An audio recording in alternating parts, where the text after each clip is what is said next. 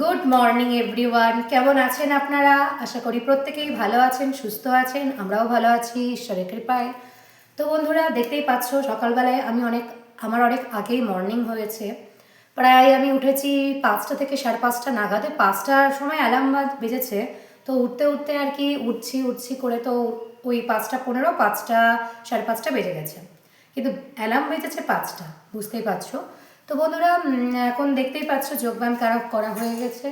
তো এখন শুরু করব ঘরের কাজকর্ম, যেগুলো বাসি কাজ আছে সেগুলো সারবো বন্ধুরা। তার মধ্যে ঘর ঝাড় দেওয়া, তারপরে কিচেন পরিষ্কার করা, এগুলো করব। তো তারপরে বাবুর রান্না করব।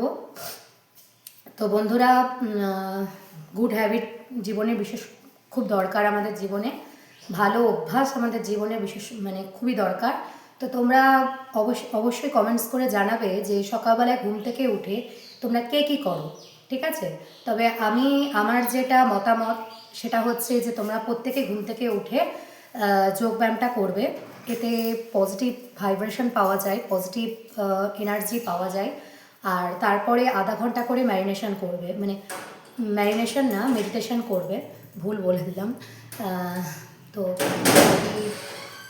মেডিটেশন খুব দরকার আমাদের জীবনে, আমাদের মাইন্ডকে শান্ত রাখার জন্য, শরীরকে ভালো রাখার জন্য। কারণ মানসিক অস্থিরতা এবং মানসিক দুশ্চিন্তা, এগুলোই আমাদের শরীরের জন্য খুব বিপজ্জনক।